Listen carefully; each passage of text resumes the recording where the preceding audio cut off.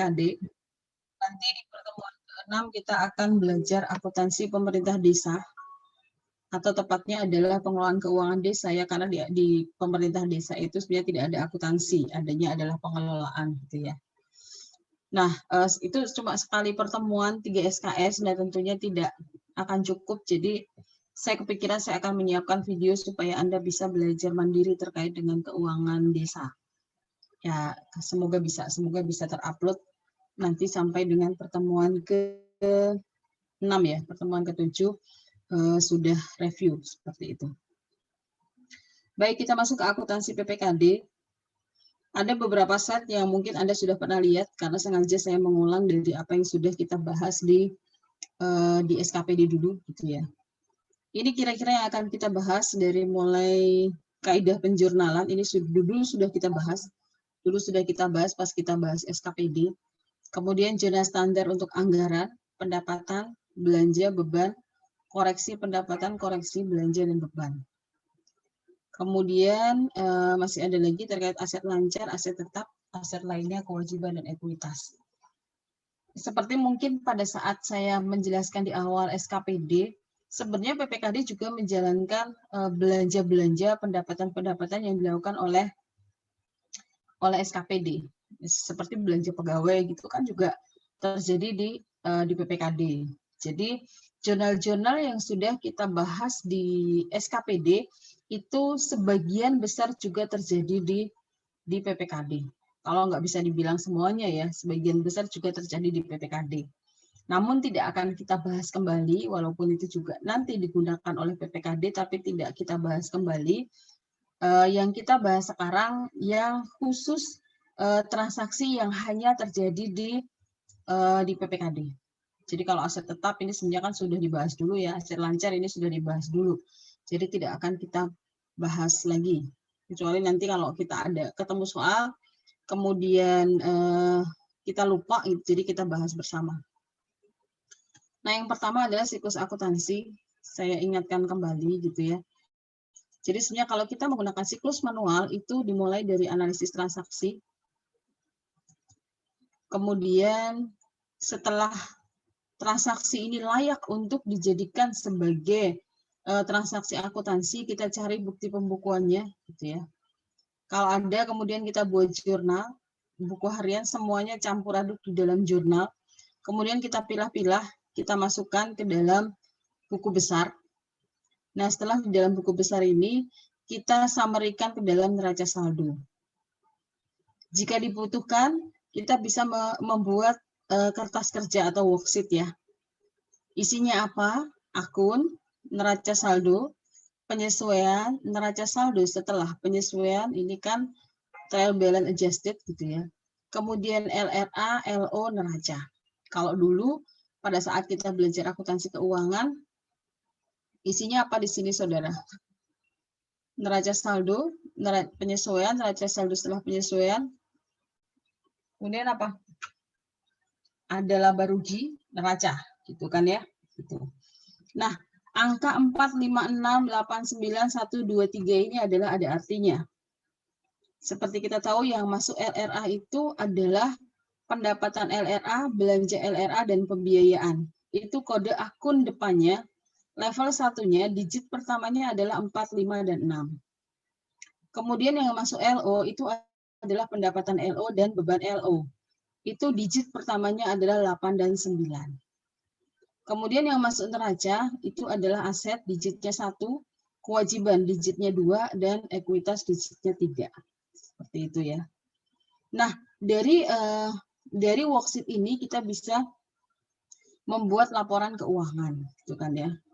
Jadi tadi setelah membuat worksheetnya ya jurnal penyesuaian dimasukkan, kemudian jurnal 6, 7-nya mana nih? Kemudian dibuatlah neraca saldo setelah disesuaikan gitu ya, dibuat LRA gitu kan, dibuat penutup untuk LRA, kemudian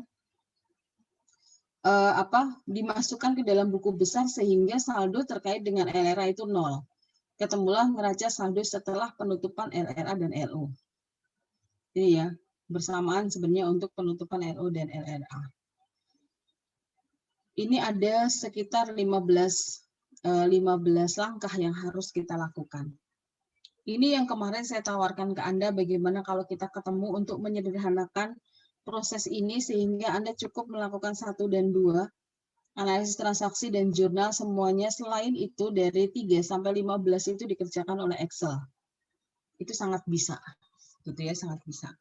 Tapi kemarin bukan Mbak Yustina, kayaknya Mbak Tia yang menghubungi saya, menghubunginya sehari sebelum teman-teman minta ada semacam tentir lah ya menggunakan Excel. Saya tidak tahu apakah kalau nanti di PPKD kita rencanakan untuk itu masih relevan atau tidak, karena Anda ujiannya online, gitu ya. Apakah masih boleh menggunakan laptop atau tidak, saya kurang tahu, gitu ya. Cuma kalau Anda mau untuk menambah wawasan ya nggak apa-apa. Sebenarnya kita tidak harus mengerjakan semuanya menggunakan manual. Kita membuat apa LRA sendiri, LO sendiri, itu semuanya kita tinggal membuat jurnal dan semuanya diselesaikan menggunakan Excel. Itu yang kemarin saya sampaikan. Tapi belum ada keputusan dari Anda, ada keputusannya sehari sebelum pelaksanaan. Jadi tentunya saya sudah ada acara yang lain, gitu kan ya. Jadi mohon maaf. Nah, berikutnya, ini juga mengingatkan kembali, pada dasarnya akuntansi itu tidak bisa lepas dari persamaan dasar akuntansi. Anda belajar akuntansi apapun, akuntansi keuangan, akuntansi pemerintah, gitu ya, pasti ujung-ujungnya adalah kita mencatat aset sama dengan kewajiban plus ekuitas. Ekuitas dipengaruhi oleh apa? Dipengaruhi oleh pendapatan dan beban. Jadi pendapatannya adalah LO. Kalau persamaan ini sedikit kita ubah, bebannya kita pindahkan ke sebelah kiri. Kalau kita pindahkan ke sebelah kiri, jadi di sini bebannya menjadi plus, ditambah dengan aset, sama dengan kewajiban, ditambah dengan ekuitas, ditambah dengan pendapatan. Seperti ini kalau kita ubah. Jadi kalau kita ingat kembali sebenarnya dari persamaan ini, kita langsung tahu bahwa yang di sebelah kiri ini saldo normalnya debit dan yang di sebelah kanan saldo normalnya adalah kredit. Terus cara mudah kita belajar akuntansi sebenarnya dari persamaan ini. Kemudian dikembangkan lagi dalam bentuk jurnal. Nah, gambar ini Anda juga sudah pernah tahu. Dulu sebelum UTS kita bahas yang di bawah ini. Dulu kita bahas yang ini sebelum UTS. Sekarang kita akan bahas yang di atas. Kita akan bahas untuk LKPPKD dari mulai RA, LO, LP ekuitas, kemudian neraca, dan calegnya sih tentunya enggak ya, tentunya enggak. Nah, untuk konsolidasian kita akan bahas di kuliah, nanti di pertemuan ke-4 barangkali ya, kita bahas konsolidasian. Namun biasanya sih tidak dikeluarkan di dalam ujian. Jadi yang dikeluarkan di dalam ujian yang ini. Bu Yani, izin ya. PT-nya di kami tidak jalan, Bu. Apa, Mbak? Tidak? Tidak bergerak, Bu, di slide-nya. Betul. Ya. Belum bergerak? Belum, Bu. Oke, biasanya saya minta stop dulu. Biasanya minta stop dulu, saya share lagi. Saya nggak tahu itu kenapa, tapi biasanya begitu. Coba. Sekarang sudah, Mbak? Sudah, Bu. Terima kasih, Bu. Tadi sampai sini, jadi kita akan bahas untuk akuntansi PPKD sampai kemudian kita mampu menyusun LRA, LO, LPE, dan neraca dari PPKD. Itu yang biasanya diujikan, seperti itu.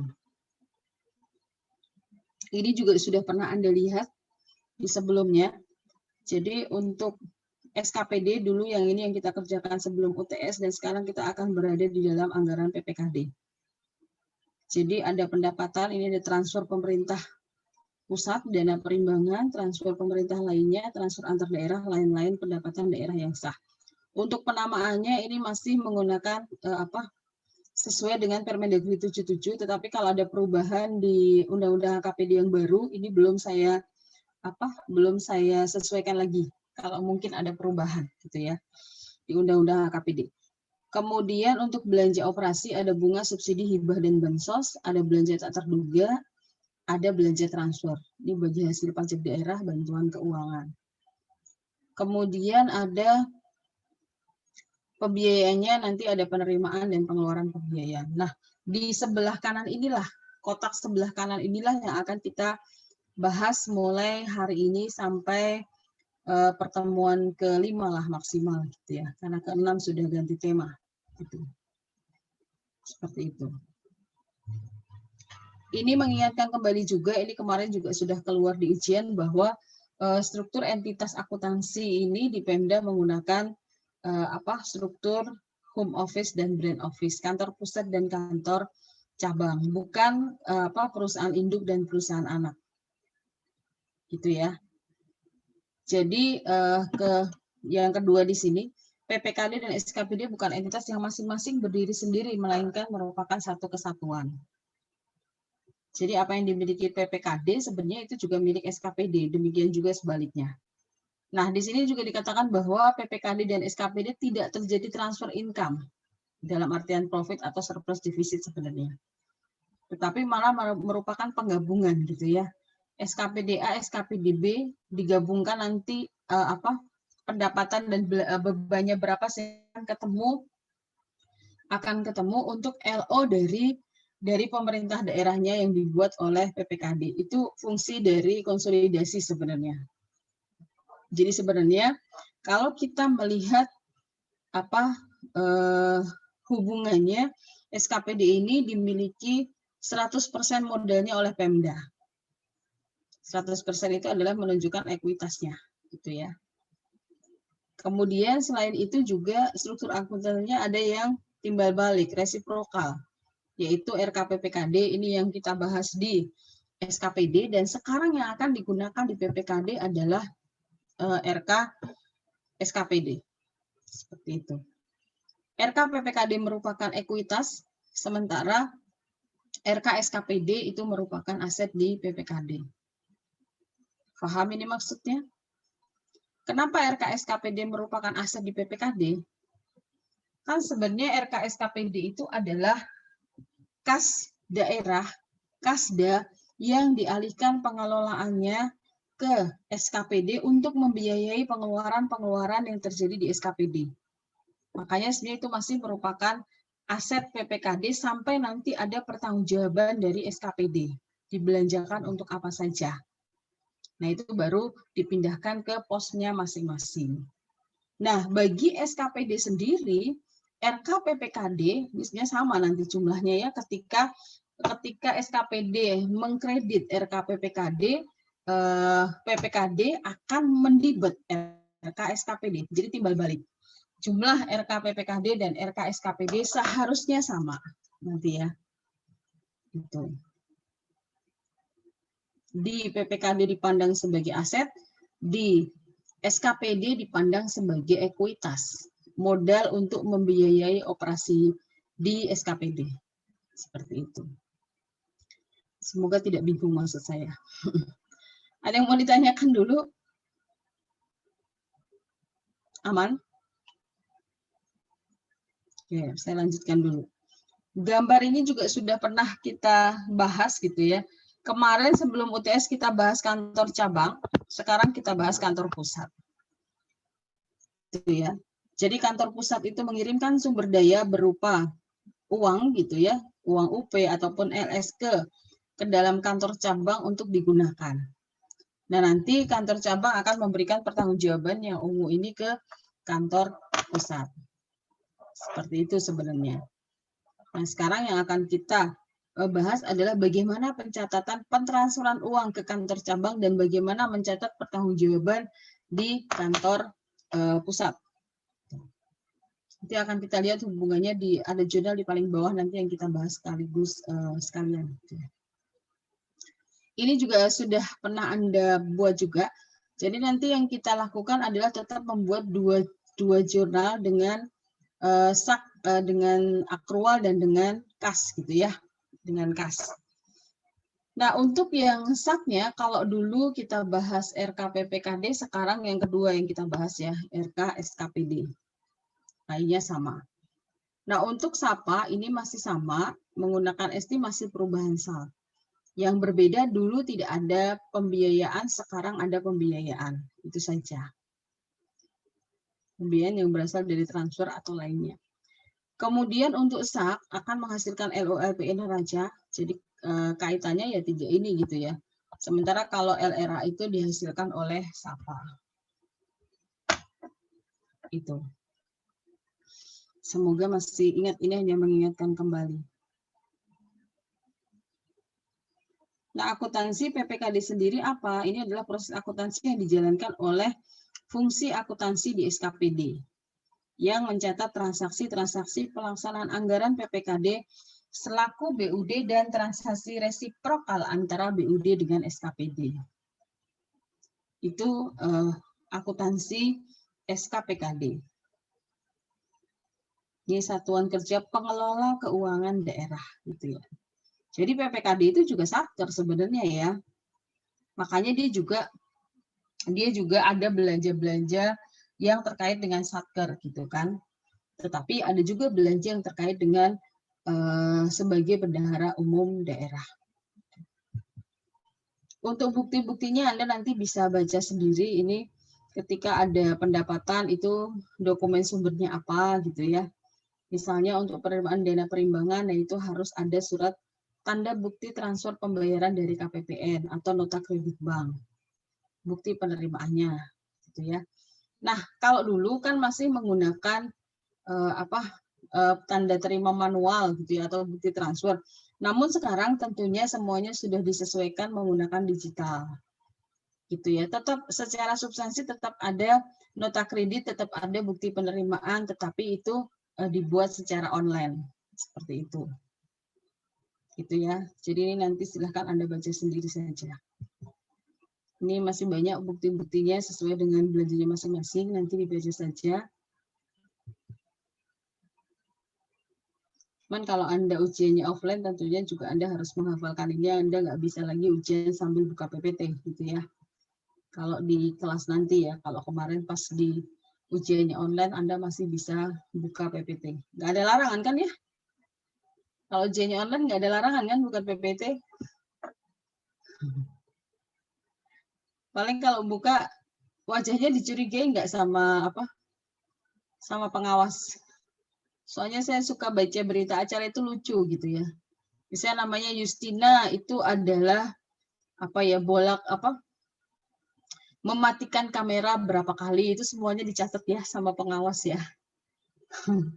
Kemudian Justina nanti misalnya apalah kepalanya nggak kelihatan atau apa, itu semuanya dicatat sama pengawas. Gitu.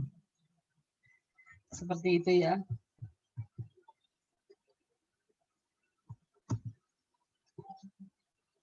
Oke, ini juga kita sudah pernah di anggaran, pendapatan LRA, belanja LRA, dan pembiayaan menggunakan dasar kas. Sementara di SAK, di akrual, kita mencatat pendapatan LO, beban, aset, kewajiban ekuitas, dan transaksi resiprokal dengan basis akrual. Gitu ya. Jadi saja. Gitu ya. Kalau yang di bawah malah nggak ada yang baru gitu ya. Pendapatan, beban, aset, kewajiban ekuitas, dan transaksi resiprok kemarin juga ada di SKPD. Seperti itu.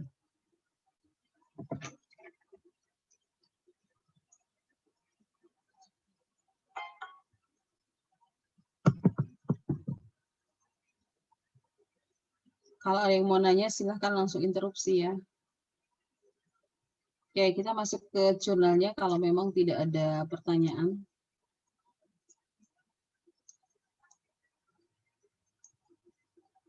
Nah, untuk mencatat DPA, jadi begitu terima DPA, jadi ada yang baca juga tetap DIPA gitu ya.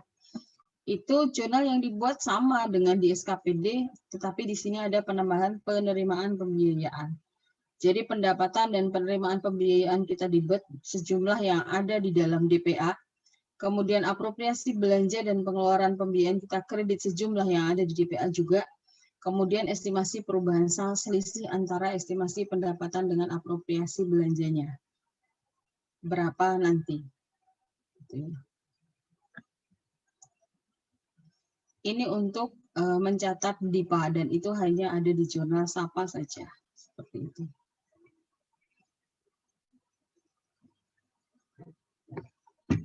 Sama ya, ini semoga masih ingat gitu ya teman-teman kemarin menjurnal seperti apa.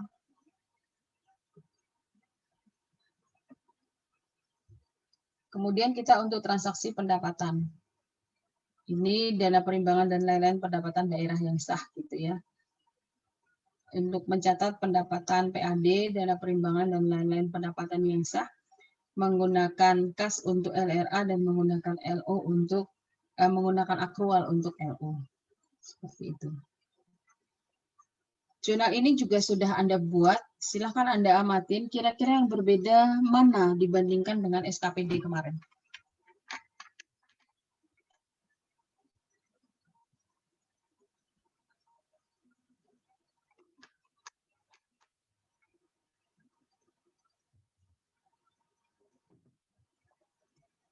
Mana yang berbeda, saudara? Yang akrual, Bu. Yang akrual yang berbeda, kas di kasda. Kemarin di apa? Di SKPD apa jurnalnya? RKPPKD. Bisa RKPPKD ataupun kas di bendahara penerimaan gitu kan ya. Nah, jadi kalau langsung disetorkan ke BUD berarti RKPPKD, kalau diterima bendahara dulu berarti kas di bendahara penerimaan. Nah, karena sekarang kita mencatat akuntansi untuk BUD, berarti yang kita debit di sini langsung kas di kasda pada pendapatan LO. Sementara untuk SAPA-nya jurnalnya sama, estimasi perubahan sal pada pendapatan LRA.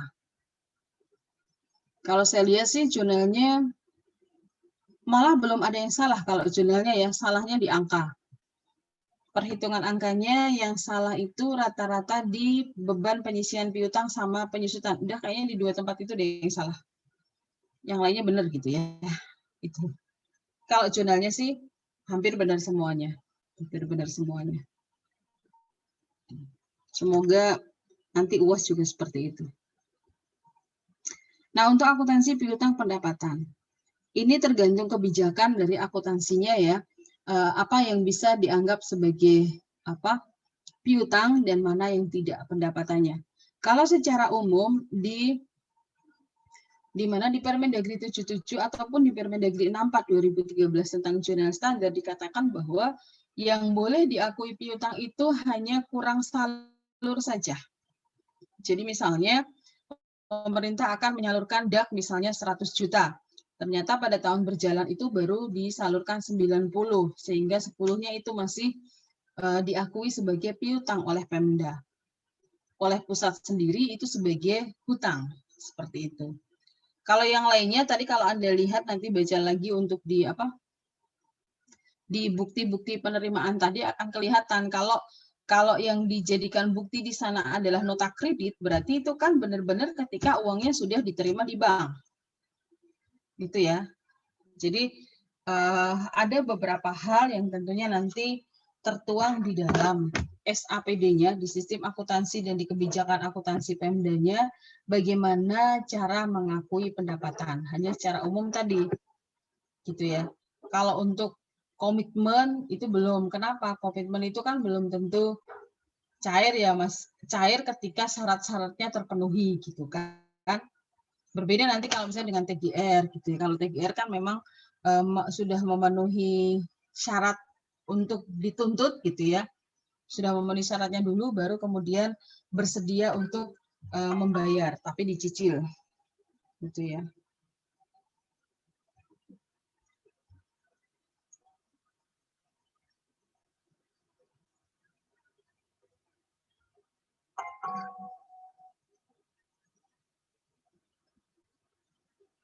Sebentar.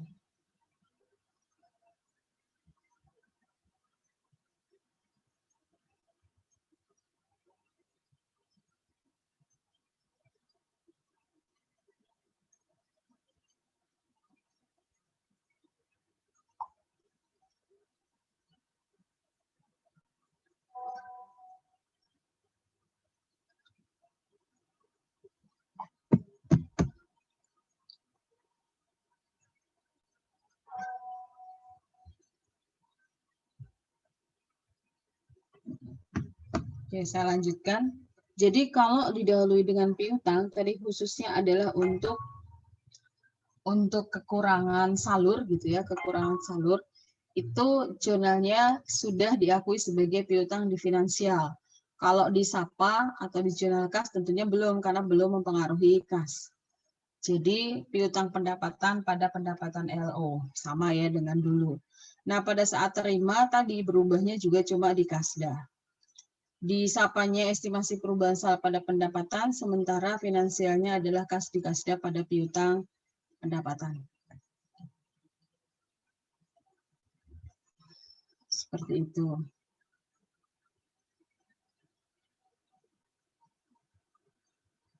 Kita ambil contoh.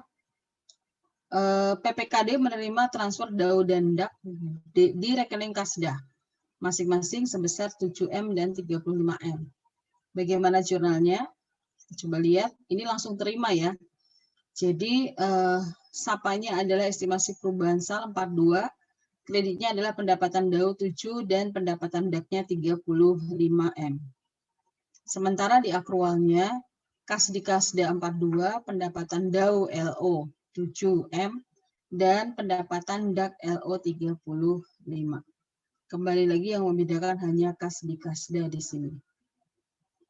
Itu ya. Yang lainnya sama.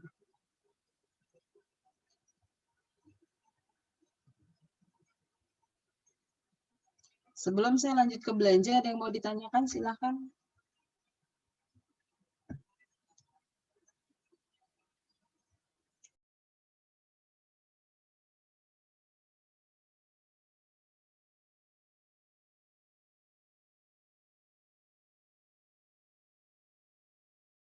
Belum ada, saya lanjutkan kalau belum ada.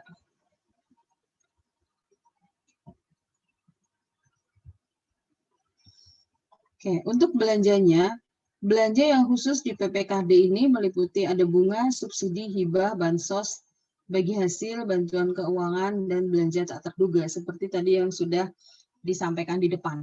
Itu kan ya. Karena apa ya, filosofinya hampir sama, jadi kita tidak kemudian mencontohkan satu persatu, tapi kita akan langsung membahas terkait dengan belanjanya. Nah, dasarnya sama seperti tadi ya, ini belum saya koreksi, ini tidak ada lagi belanja langsung dan tidak langsung. Jadi untuk LRA tentunya mendasarkan pada kas di mana uangnya sudah kita bayarkan, sementara di LO adalah basisnya akrual. Sepanjang sudah bisa diakui tentunya sudah bisa diakui sebagai beban, seperti itu.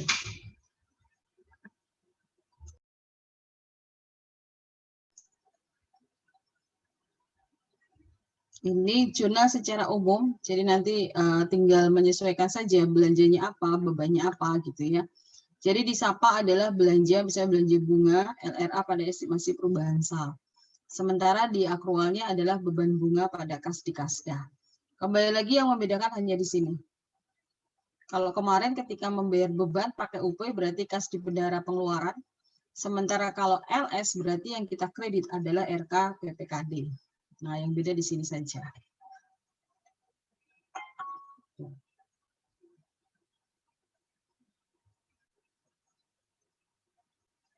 Kita ambil contoh. PPKD melakukan pembayaran subsidi ke PDAM sebesar 350 juta. Jurnal yang dibuat adalah, di sini adalah Belanda subsidi LRA 350 dan estimasi perubahan saldo 350 untuk SAPA. Untuk akrualnya adalah beban subsidi pada kas di Kasda 350. Seperti itu.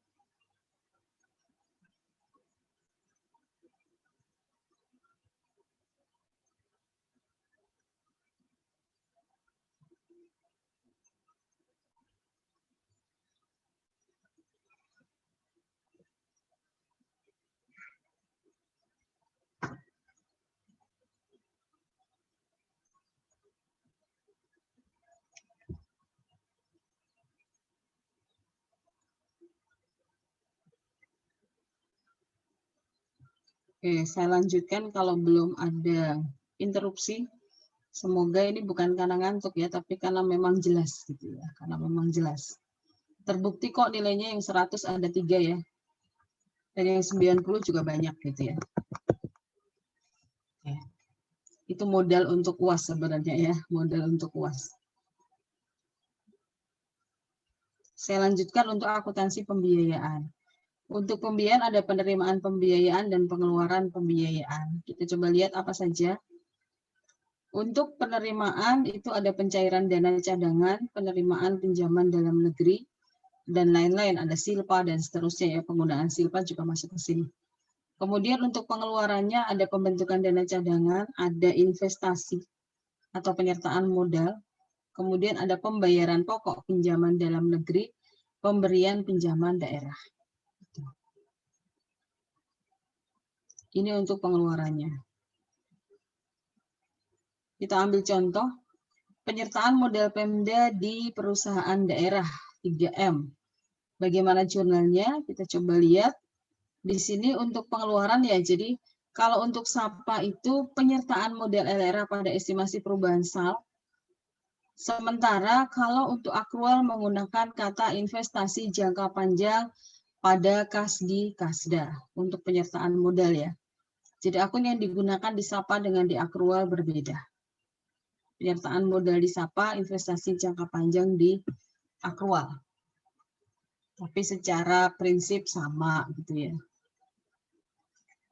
Berikutnya, akuntansi hutang. Cepat sekali saya. Silakan kalau ada yang mau ditanyakan dulu. Ini karena tulisannya besar-besar jadi kelihatan banyak gitu ya. Ada yang mau ditanyakan? Belum? Oke, saya lanjutkan kalau belum. Biar Zoom-nya cepat selesai ya. Nanti kita tinggal latihan saja.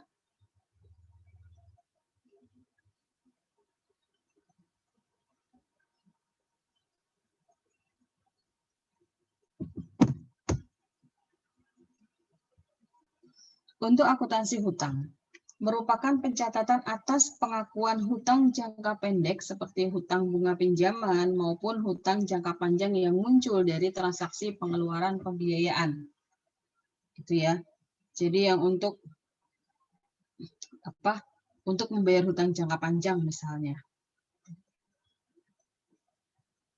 Kita ambil contoh PPKD menerima dana pinjaman dari pemerintah pusat senilai 1,3. Jurnalnya untuk SAPA estimasi perubahan SAL pada pinjaman dalam negeri.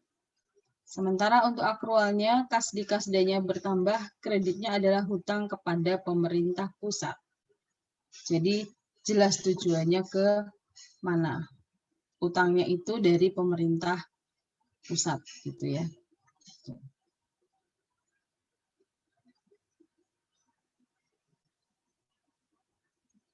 Baik, saya lanjutkan. Masih pada diem ini. Nah, Izin, masuk ke Bu. investasi. Oke, silahkan Mbak. Berarti utang jangka pendek maupun panjang tetap satu jurnal akun aja ya, Bu? Kalau hutang jangka pendek, contohnya?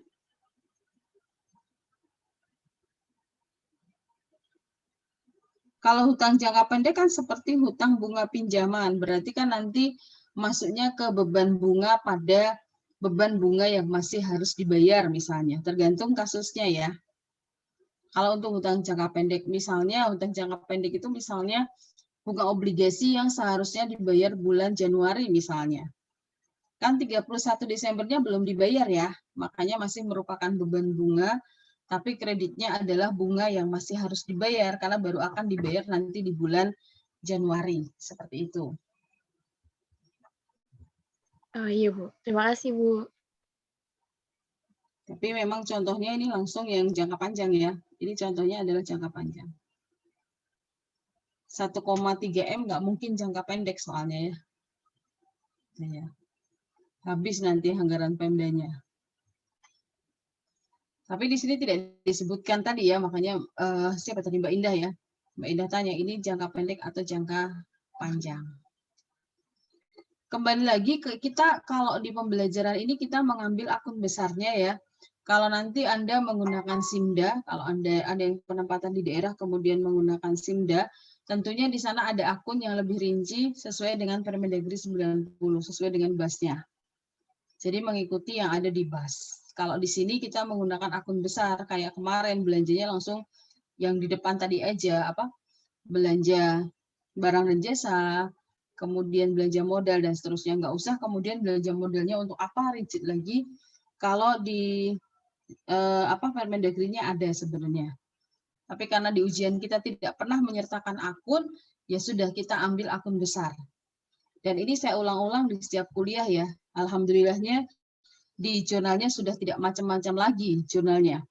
Jadi jurnalnya langsung ke bebannya juga seragam gitu ya, beban pegawai, walaupun masih ada yang bebannya adalah beban kemarin masih ada beban gaji dan tunjangan, itu masih ada. Sudah saya ulang-ulang tapi masih adalah 1-2 yang kemudian masih menggunakan bukan beban pegawai tapi beban gaji dan tunjangan. Itu nggak masalah ya, itu nggak masalah. Nanti Anda dibantu oleh sistem hal-hal seperti itu. Ada lagi sebelum saya masuk ke investasi?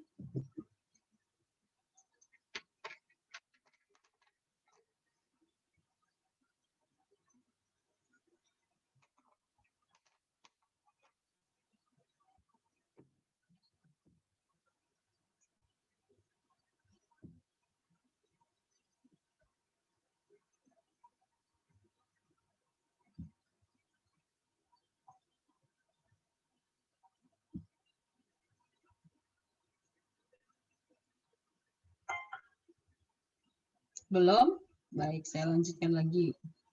Ini kayaknya udah pada siap-siap tidur ini ya. Apaan Bu pindah ke WA group gitu ya. Ya nanti kalau latihan gitu ya. Nanti kalau latihan.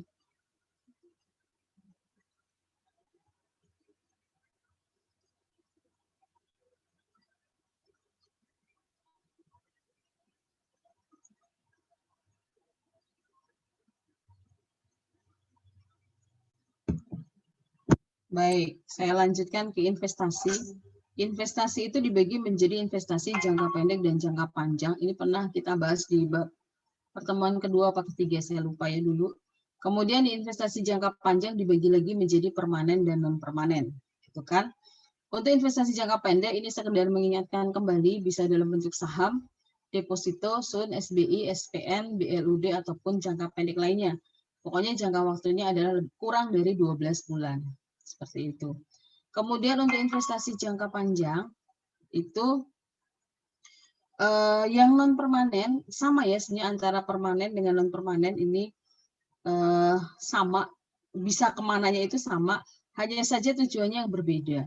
Ketika non permanen ke BUMN misalnya, itu tentunya setelah tercapai atau uangnya mau digunakan itu ditarik kembali atau dihentikan investasinya. Itu kalau yang permanen, tetapi itu yang non permanen. Kalau yang permanen di sini tujuan dari investasi adalah memang untuk menguasai perusahaan itu, menguasai BUMN, BUMD maupun badan usaha milik swastanya. Sehingga sebenarnya modalnya tidak akan dikurangi, mungkin malah ditambah gitu ya. Supaya pemerintah tetap punya pengaruh di sana. Biasanya ini di BUMN yang menyediakan fasilitas umum, jalan tol misalnya, itu biasanya pemerintah akan menyertakan modalnya di sana supaya bisa mengatur regulasinya. Aturannya tetap mengikuti pemerintah, gampangnya begitu ya. Itu saya tidak akan lama-lama di sini. Anda sudah belajar di pengelolaan keuangan daerah tentunya. Iya kan? Iya kan ya? Ya, nanti kalau enggak bisa kita diskusikan di lain waktu ataupun Anda baca sendiri untuk masing-masing jenis ini. Karena Anda sudah sering banget pasti dengar dana bergulir itu apa gitu, pasti sering banget di beberapa mata kuliah mengulang-ulang terkait dengan itu. Nah, saya akan khusus ke akuntansinya, jurnalnya seperti apa. Kalau investasi jangka pendek di sini jurnal anggarannya tidak ada jurnal. Kenapa tidak ada jurnal? Sebenarnya ini kan kasnya udah ada ya, bukan ada kas masuk baru gitu kan. Tetapi ini justru kasnya itu dikeluarkan, diubah menjadi kas lainnya ataupun aset lainnya gitu kan. Kalau investasinya itu kurang dari 3 bulan, tentunya masih masuk secara kas. Tapi kalau lebih dari 3 bulan, kurang dari 1 tahun, masuknya ke investasi jangka pendek. Cuma nggak ada pengaruhnya sebenarnya di LRA gitu kan. Hanya pindah dari investasi dari kas ke investasi.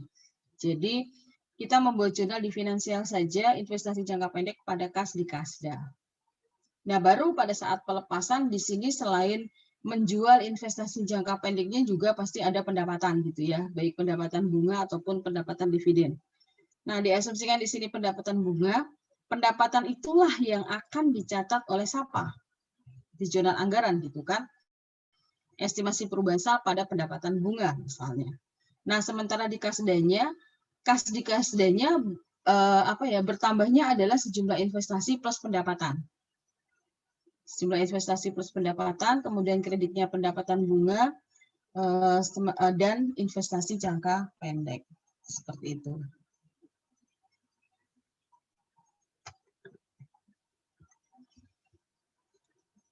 Tuh ya. Berikutnya, untuk investasi jangka panjang. Untuk investasi jangka panjang, ini masuk sebagai pembiayaan. Pada saat kita menginvestasikan, tentunya adalah jurnalnya pengeluaran pembiayaan pada estimasi perubahan saldo.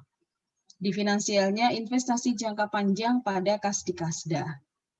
Contohnya ada di bawahnya ya, ketika menyertakan modal di perusahaan daerah sebesar 3M. Jadi anggarannya pengeluaran pembiayaan 3, estimasi perubahan saldo 3, kemudian finansialnya investasi jangka panjang 3 dan kas di Kasdanya 3. Seperti itu.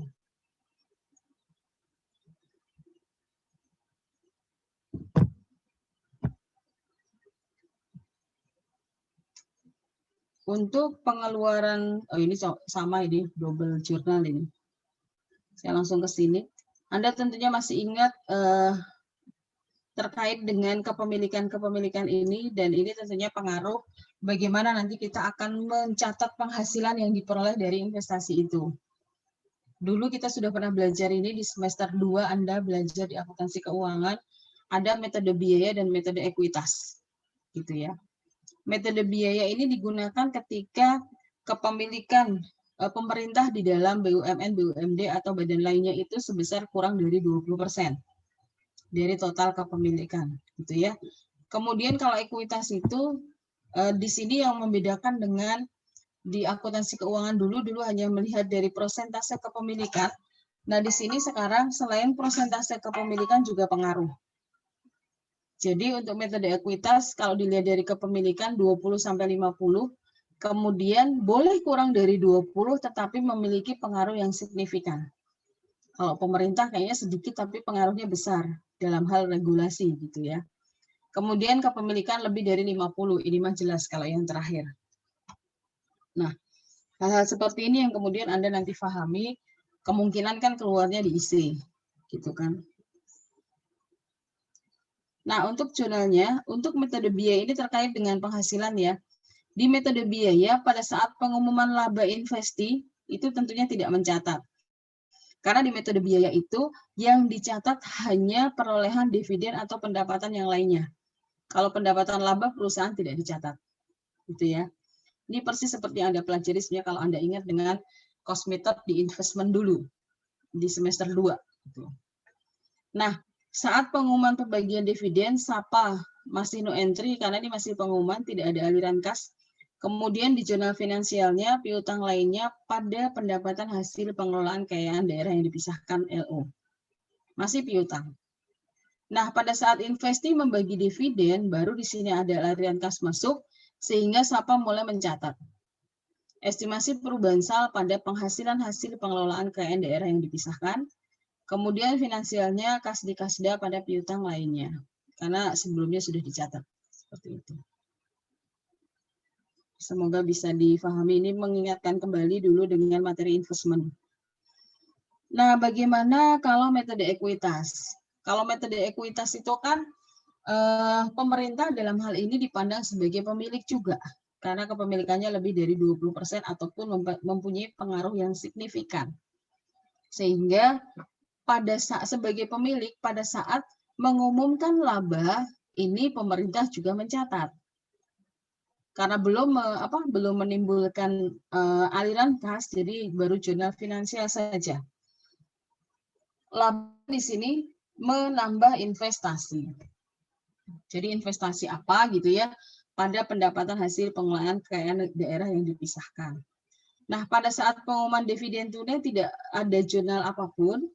Nah, pada saat pembagian dividen baru di jurnal lagi. Ini benar-benar sebenarnya kas yang masuk itu ya sebesar dividennya, gitu kan. Estimasi perubahan sah pada pendapatan hasil pengelolaan kekayaan daerah yang dipisahkan kayak tadi. Sementara untuk di finansialnya, kas di kasdanya bertambah sejumlah dividennya, sementara kreditnya adalah investasi pada apa? Seperti itu. Jadi pada saat laba menambah investasi, pada saat pembagian dividen mengurangi investasi. Untuk metode ekuitas. Oke, sampai di sini ada yang mau ditanyakan? Silahkan. Silahkan kalau ada yang mau ditanyakan.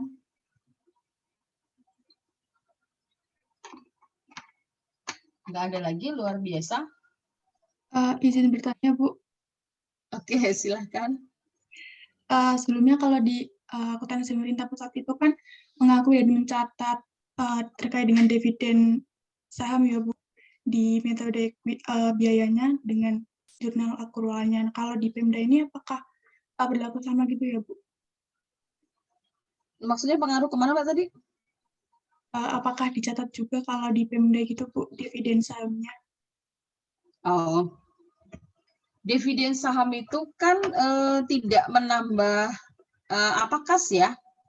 Dividen saham itu tidak menambah kas, yang berubah hanya di komposisi sahamnya saja. Komposisi saham di dalam neraca itu saja kan yang berubah, sehingga yang disesuaikan neracanya saja. Gitu, bukan tidak ada aset yang masuk di sini sebenarnya, cuma kepemilikannya menjadi bertambah. Jadi yang dimasukkan modalnya saja, tidak dicatat sih Mbak. Gitu. Baik Bu, terima kasih. Ada lagi? Yang lain masih bersama kita? Oh, masih ternyata. Saya bergeser ke samping ini soalnya. Prima udah ngantuk itu sebenarnya. Boleh ngopi dulu ya Mas ya kalau mengantuk. Diko nggak tahu Denny di mana. Masih bersama kita apa tidak? Oh, masih. Oh, langsung dibuka semua ini ya. Masih Bu, masih semuanya, coba apa tadi, sambil tidur atau berusaha menyimak?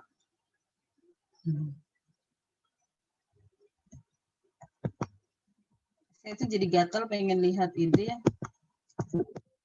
Pengen lihat nilainya Diko gitu ya. Berapa sih Diko nilainya? Saya kalau ngoreksi soalnya nggak pernah lihat nama ya. Oh gitu. Bagus. Anda nggak kelihatan kan saya lihat apa? Yang kelihatan di layar Anda apa saudara? PPT-nya Bu. Oh, PPT nilainya enggak ya? Nilainya enggak ya? Baik. Ya, kelas ini cenderung bagus-bagus sih. Cuma ada 2 atau 3 yang kemudian masih kurang di UTS, nanti diperbaiki lagi di UAS ya. Saya lanjutkan untuk pendapatan bunga dari investasi. Di sini contohnya adalah bunga dari dana bergulir, gitu ya. Ini tadi dana bergulir termasuk investasi jangka panjang non permanen, gitu kan. Dapatnya bunga di sini, jadi estimasi perubahan sal pada pendapatan bunga. Kemudian finansialnya kas di kasda pada pendapatan bunga dana bergulir RO. Pokoknya Pemda ini apa ya, jurnalnya itu lebih simpel lah dibanding dengan pemerintah pusat. Semoga nanti saling menyesuaikan sehingga menjadi simpel semualah seperti yang diinginkan Pak Jokowi gitu ya. Karena saya membayangkan kalau ngajar Anda seperti ini, Anda sih emang udah pintar-pintar duluan ya. Jadi disampaikan Anda bisa belajar sendiri.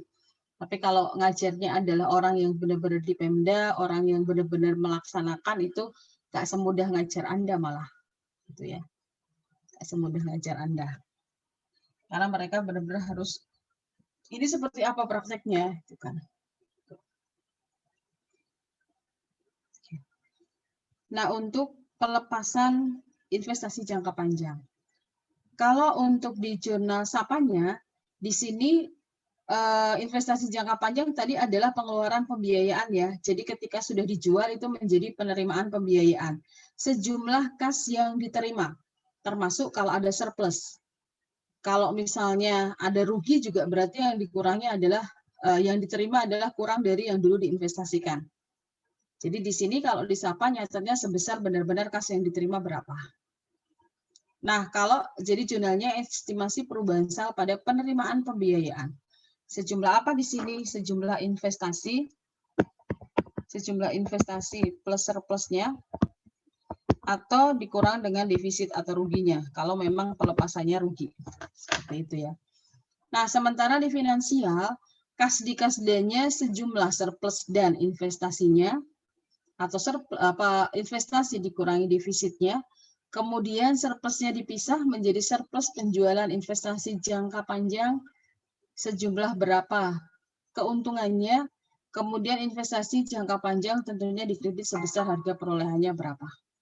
Seperti itu. Gitu ya. Baik, itu untuk investasi. Silakan kalau ada yang mau didiskusikan sebelum kita beralih lagi ke kewajiban.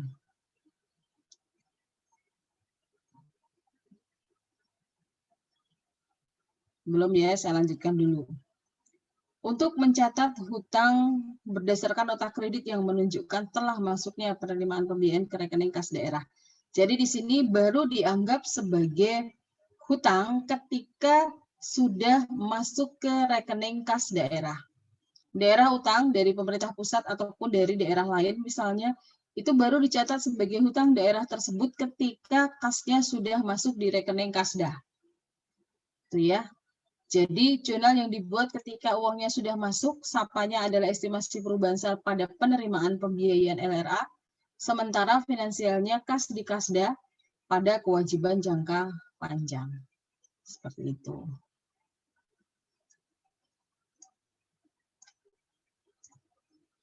Nah, pada saat nanti membayar kewajiban jangka panjangnya, SAPA-nya adalah pengeluaran pembiayaan pada estimasi perubahan sal, sementara finansialnya adalah kewajiban jangka panjang pada kas di kasda, sebesar hutangnya.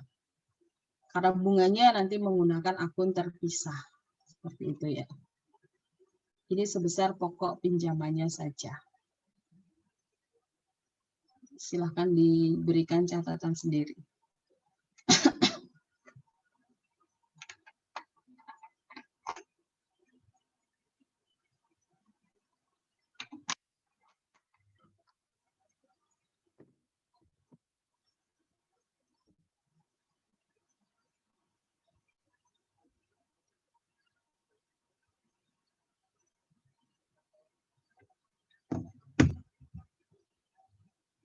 Oke, saya lanjutkan lagi.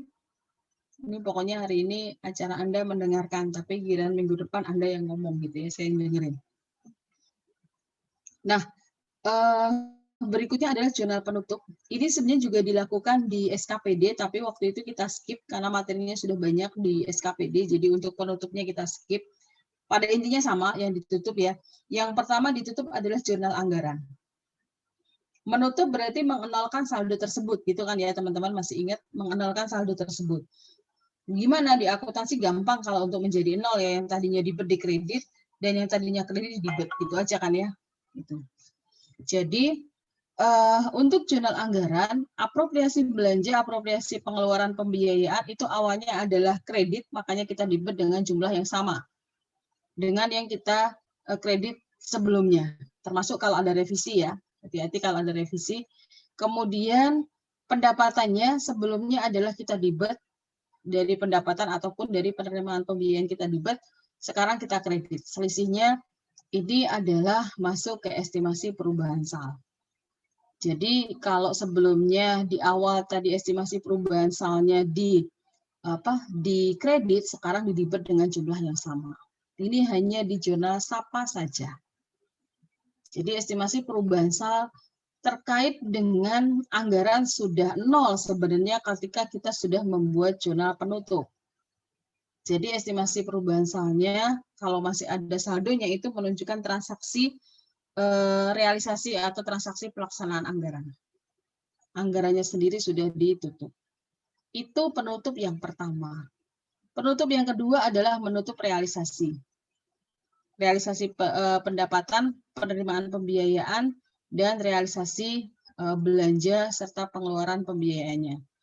Sama prinsipnya tadi ya, kalau untuk menutup berarti yang awalnya kredit kita debit dan sebaliknya.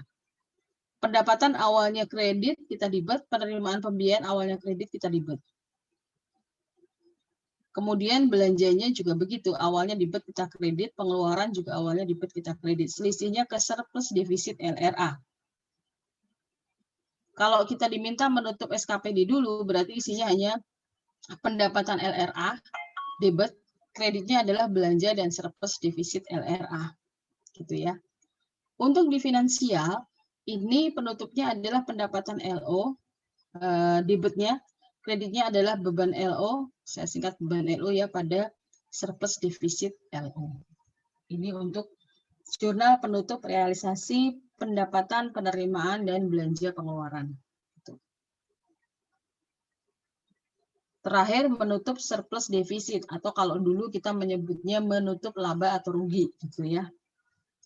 Nah, untuk menutup laba atau rugi yang diasumsikan di sini adalah kalau surplus sehingga menambah ekuitas. Kalau surplus berarti surplus LRA pada estimasi perubahan saldo untuk SAPA. Untuk finansialnya surplus defisit LO pada ekuitas. Ini kalau ternyata surplus. Kalau defisit gimana saudara jurnalnya? Ini kan kalau surplus menambah ekuitas. Kalau defisit? Dibalik ya, Bu. Dibalik. Estimasi perubahan saldo pada surplus defisit LO. Walaupun ini jarang terjadi ya, begitu defisit langsung nanti ada tambahan pembiayaan gitu kan. Sehingga nol lah paling ya, berimbang.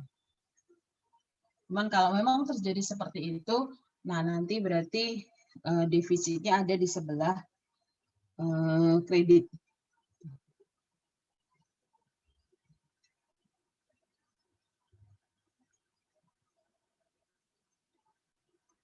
Oke. Ada pertanyaan? Masih ada beberapa slide lagi terkait dengan konsolidator. Nggak susah sih kalau ini ya. Konsolidasi itu malah nggak susah, saudara. Yang penting Anda paham jurnal SKPD dan PPKD, konsolidasi itu hanya membuat satu jurnal, malah ya, jurnal eliminasi saja.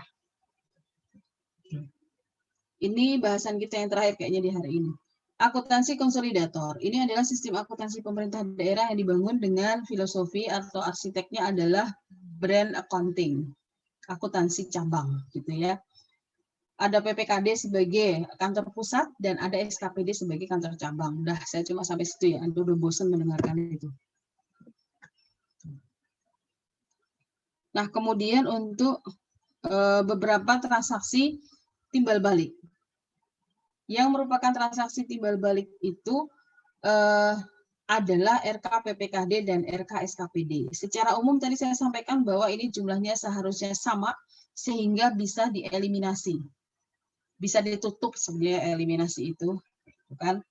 Karena ini merupakan sebenarnya ini merupakan akun perantara antara SKPKD dengan SKPD. Ini akun sementara aja RKPPKD dengan RK SKPD.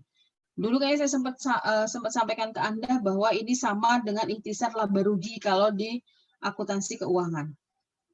Itu ya. Di akuntansi keuangan. Kalau dulu di akuntansi pemerintah sama dengan Didel dan Dikel, gitu kan? Itu adalah akun antara yang pada akhirnya juga nanti akan dihapus dari laporan keuangan. Kan namanya sudah diganti ya, kalau di laporan keuangan menjadi ekuitas untuk dikonsolidasikan atau aset untuk dikonsolidasikan. Nah,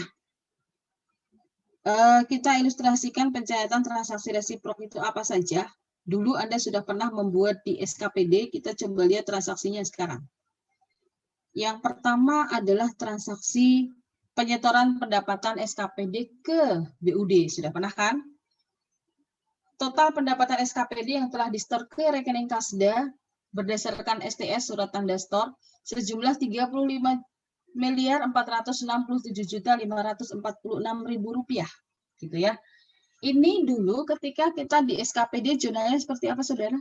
Masih ada ingat store?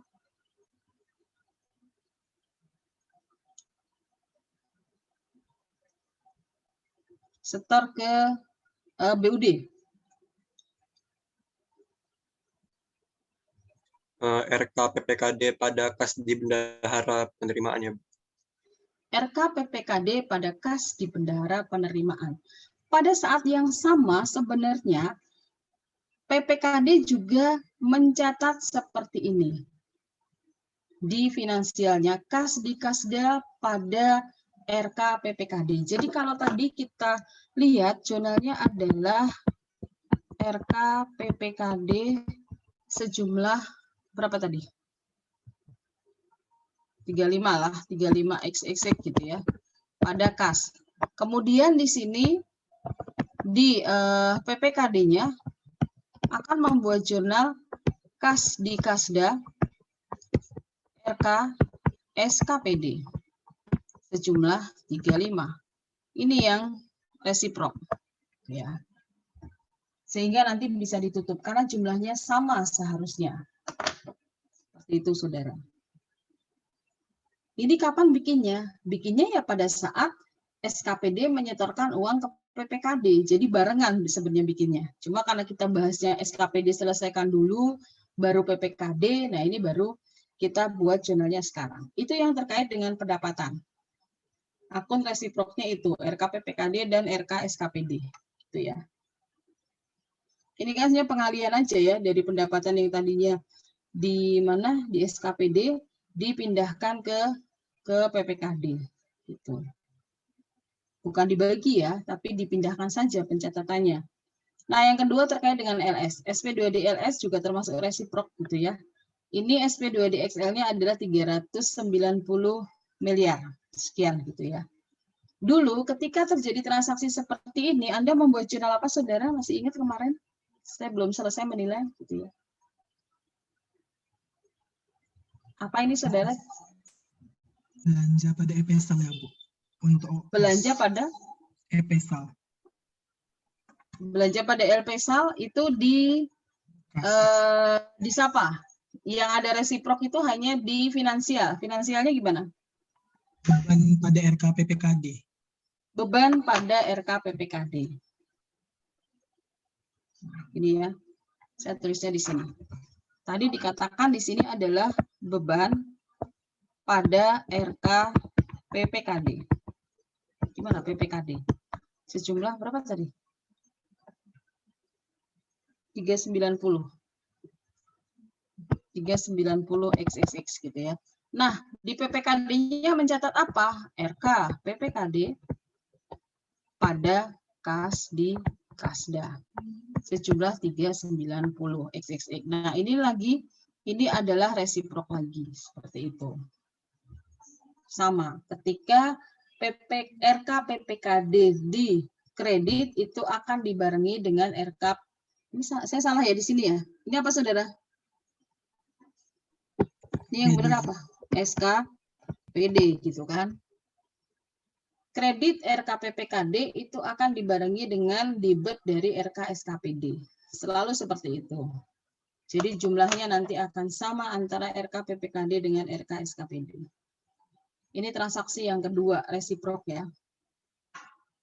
Transaksi berikutnya yang masih resiprok yang nanti akan kita konsolidasikan. Terkait dengan SP2DUP, TU gitu ya. Dulu di SKPD kita mencatat apa, saudara, terkait dengan ini? SP2DUP, GU? Kas di bendahara pengeluaran pada RKPPKD. Kas di bendahara pengeluaran, saya catat di sini untuk satkernya atau SKPD-nya. Kas di bendahara pengeluaran pada RK PPKD. Itu kan berapa tadi? 3576. Oh, ada di situ ya. 3576. Nah, Untuk PPKD-nya mencatatnya seperti ini. RKSKPD pada Kasdikasda 3576. Kembali lagi ini adalah resiprok, timbal balik gitu ya. Jumlahnya sama. Seperti itu. Ini yang disebut dengan akun-akun timbal balik. Jadi sebenarnya pada saat yang sama dua unit ini sama-sama mencatat dari sudut pandangnya masing-masing. Oke, selesai kok, sudah tinggal kita latihan. Kalau nggak ada pertanyaan, silahkan kalau mau ada yang ditanyakan dulu sebelum kita masuk ke latihan. Silahkan ada.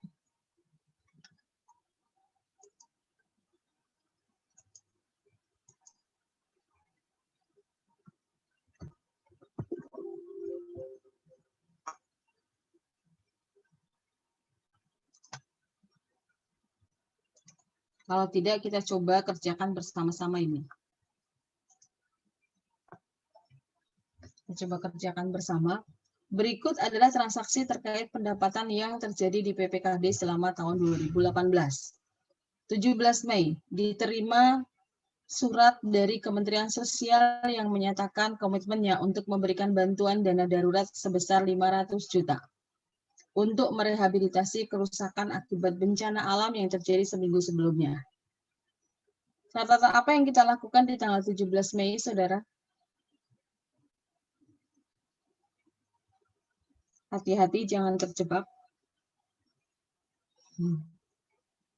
17 Mei.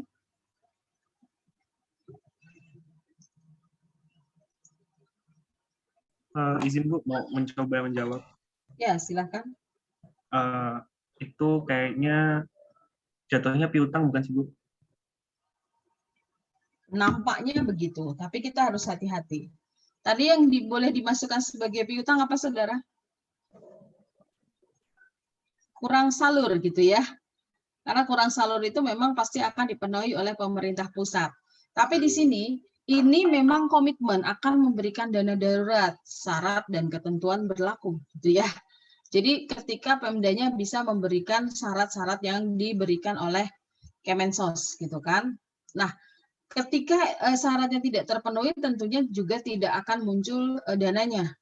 Makanya untuk hal-hal seperti ini nanti Anda bisa cek di bukti penerimaan tadi bahwa yang digunakan adalah nota kredit.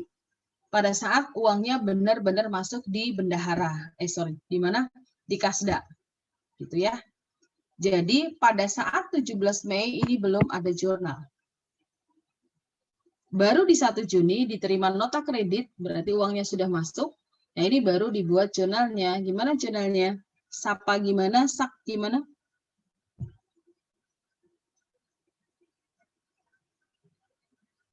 Sapanya gimana? Yang mau coba silakan.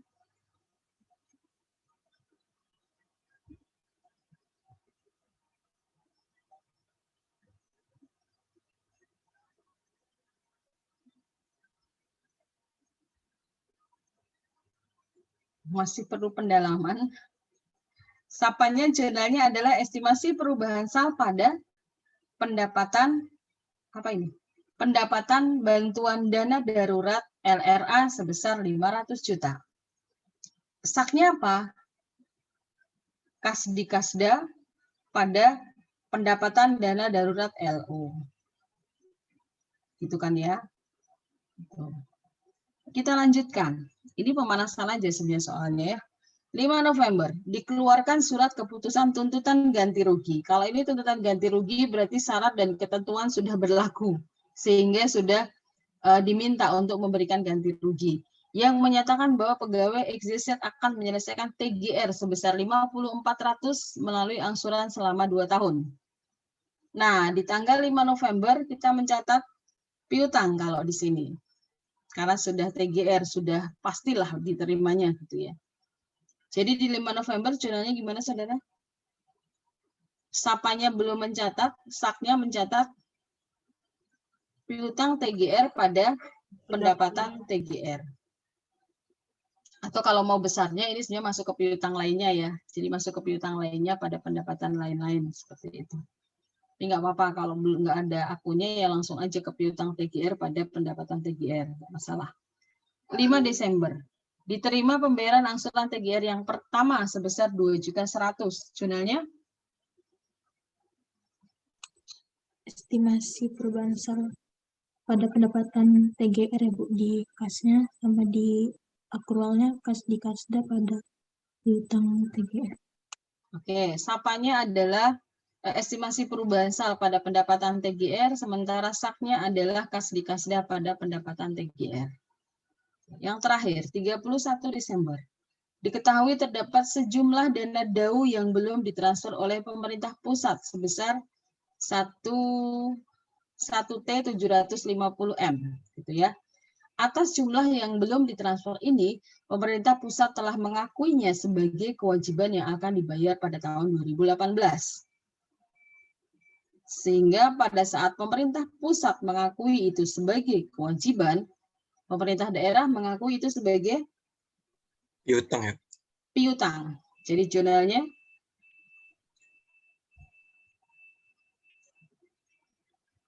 mana Mas Piutang Ridho? pendapatan DAU pada pendapatan DAU LO. Oke, jadi ini dicatat di finansial saja atau di sak saja. Piutang pendapatan piutang DAU pada pendapatan DAU sebesar 1T750M. Nanti ketika diterima ya jurnalnya tinggal kas di kasda pada piutang DAU. Oke, ini contoh-contoh 3 contoh yang kita harus berhati-hati dalam membuat jurnalnya ya. Hati-hati dalam membuat jurnalnya seperti itu. Jika sempat silakan baca Permendagri 64 dan Permendagri 77 terkait dengan PPKD. Di sana banyak kebijakan-kebijakan yang barangkali terlewat saya sampaikan kepada Anda. Karena saya fokus di jurnalnya saja, seperti itu. Oke, ada pertanyaan lagi, Saudara? Kalau tidak, seperti biasa, saya akan kirimkan soal ke Anda. Ini 69.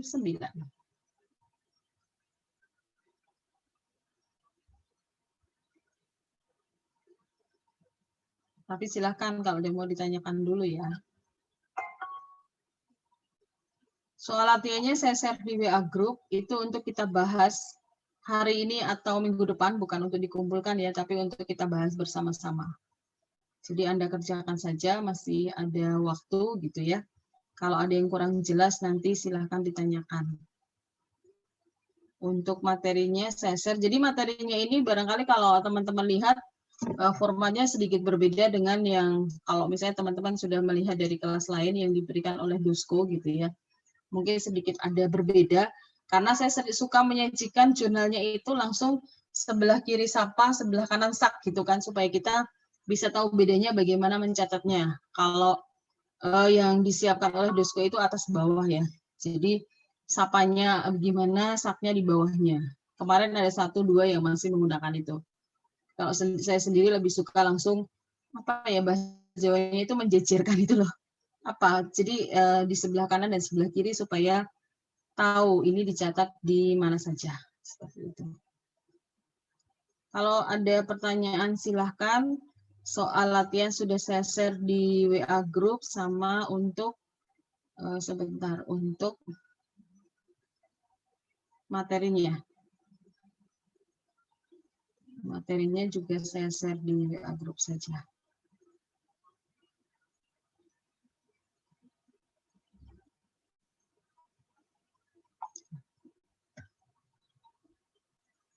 Jadi kalau tadi saya menyampaikannya terlalu cepat atau ada yang belum jelas, silakan Anda baca lagi materinya dan nanti bisa kita diskusikan di WA Group. Ada yang mau ditanyakan lagi, Saudara? Sudah terkirimkah di WA Group? Atau saya salah kirim? Sudah ya? Takutnya saya salah kirim ke grup mana gitu ya.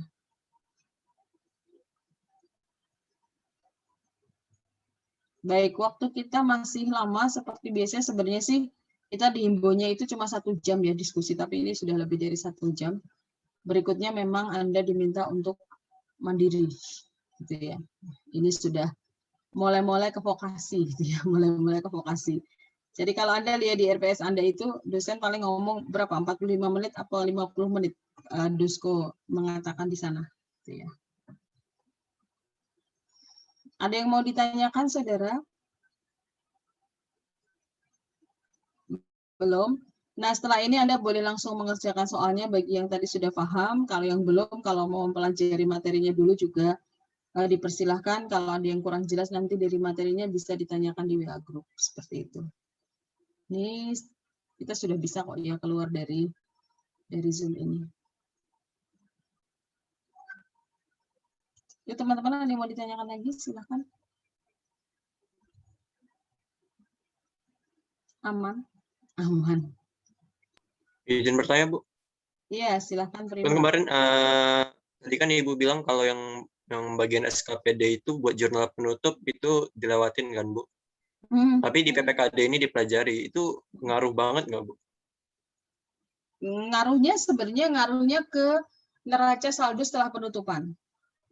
Jadi kan jadi prosesnya kan dari laporan keuangan kita bikin jurnal penutup, habis itu masih ada satu lagi ya summary terkait dengan neraca saldo setelah penutupan. Jadi karena kemarin dipandang bahwa materinya udah terlalu banyak dan neraca saldo setelah penutupan juga tidak diujikan gitu ya, makanya memang di skip sih dari RPS terkait dengan penutup. Tapi tadi saya sampaikan pada saat kita bahas penutup di PPKD sebenarnya sama yang ditutup tadi, tapi pembiayaan dikeluarkan semua ya. Akun pembiayaan dikeluarkan. Jurnalnya sama.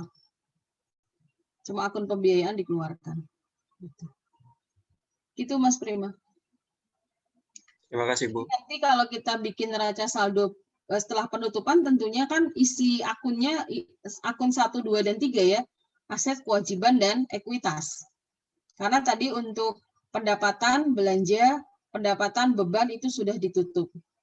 Gitu ya. Gitu. Ada yang lain?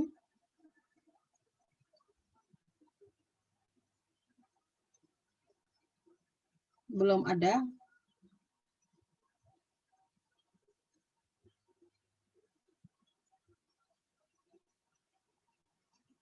Baik, kalau belum ada, barangkali Anda mau belajar-belajar dulu, boleh. Kita lanjut di WA Group, nggak apa-apa teman-teman? Atau mau tetap di Zoom? Nggak apa-apa, Bu.